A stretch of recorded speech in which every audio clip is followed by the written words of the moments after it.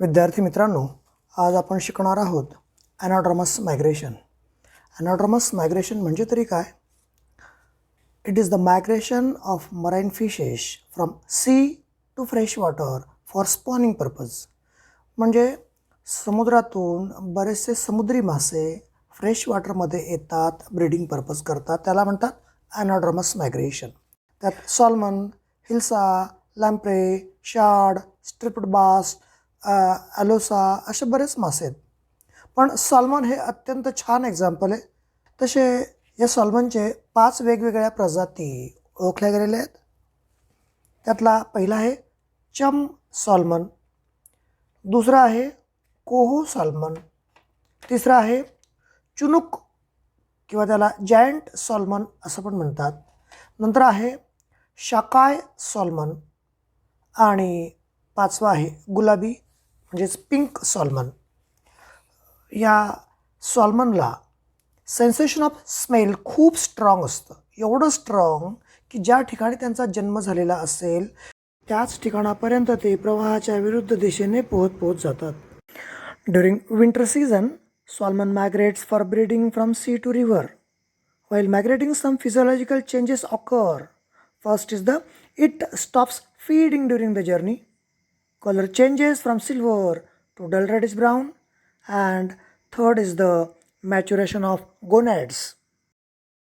एवढा लांबचा प्रवास उलट्या दिशेने करून गेल्यानंतर ज्या ठिकाणी शॉलो वॉटर असेल, उथळ पाणी असेल अशा ठिकाणी फिमेल अंडी घालते.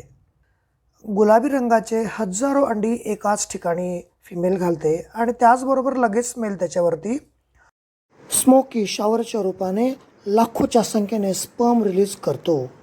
आता याला म्हणतो आपण स्पॉनिंग. पण हे स्पॉनिंग करत असताना सगळीच अंडी फर्टिलाइज होतील असं नाही आहे. याच्यातली बरीच अंडी वाया पण जाते. एग्जमध्ये मग हळूहळू त्यांची वाढ व्हायला लागते. अंडींचे कवच सेमी ट्रान्सपरंट असल्यामुळे बाहेरूनच आपल्याला त्यांची डोळी पण दिसायला लागतात आणि मऊ कवचातून काही दिवसांनी लहान लहान यंगमन्स बाहेर पडतात. त्यांना एल्विन असं म्हटलं जातं. एल्विनच्या खाली मोठा फुगा दिसतो, त्याला येलो सॅक म्हणतात. बरेच एल्विन छोट्या मोठ्या दगडांच्या रेतीच्या खास खळग्यांमध्ये संरक्षित असतात. जसे जसे वाढतील तसं तसं योक सॅक लहान लहान होत जाईल, कारण त्याच्या शरीरातील organ and organ system develop होण्याकरता जी रिझर्व फूड एनर्जी आहे योक सॅकच्या रूपाने, it is get absorbed at the time of development of organ and organ system. आता एल्विन अन्नाचा शोध घेतील. कालांतराने वाढत वाढत आता त्यांचे रूपांतर फ्रायमध्ये होईल. त्यांची कातडी आता रंगीत किंवा मळकट होऊन जेथे सावली असेल अशा ठिकाणी ते स्वतःला वाचवू शकतील, लपवू शकतील. त्याला कॅमोफ्लॉज असं म्हटलं जातं. 5 ते 10 आठवड्यानंतर त्याचं रूपांतर पारमध्ये होईल. आता पार कालांतराने पाण्याच्या प्रवाहाच्या दिशेने पोहत पोहत जवळपास इशुराईन वॉटरपर्यंत जाऊन पोहोचेल. त्या प्रकारच्या मुवमेंटला डिनॅटंट मुवमेंट असं म्हणतात. म्हणजे काय?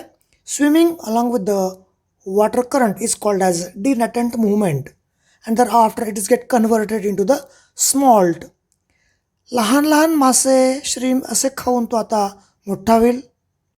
5 ते 10 आठवड्यानंतर स्मॉल्ट महासागरात जाऊन राहील, जिथे त्यांचे आईवडील राहत होते. अशा या विशाल महासागराला कुठेही भिंत नाही, कुठेही सीमा नाही. असंख्य प्रकारचे मित्र कमी पण असंख्य आव्हानं त्यांच्या समोर असतात आणि या सगळ्या संकटांना सामोरे जाताना स्वतःचं अन्नसुद्धा मिळवायचं असतं. अशा ठिकाणी 3 ते 4 वर्ष राहतात. त्याला फीडिंग ग्राउंड असं म्हटलं जातं. पुन्हा कालांतराने 3 ते 4 वर्षानंतर सेक्शुअल मॅच्युरिटी येते. सेक्शुअल मॅच्युरिटी झाली म्हणजे पुन्हा हजारो किलोमीटरचा प्रवास समुद्रातून नदीपर्यंत होतो. या प्रवासाचे वैशिष्ट्य म्हणजे ज्या ठिकाणी त्यांचा अंड्यांच्या स्वरूपात त्यांच्या पॅरेंट्सने सोडले होते अगदी त्याच ठिकाणापर्यंत पोहोचून स्पॉनिंग करतात व आपला प्राण सोडतात. पुन्हा त्या एग्जमधून मग फर्टिलाइज झालेले असले तर मग एल्विन जन्माला येईल, त्याच्यापासून fry, thereafter par, it is get converted into the smolt and smolt is again converted into the adult.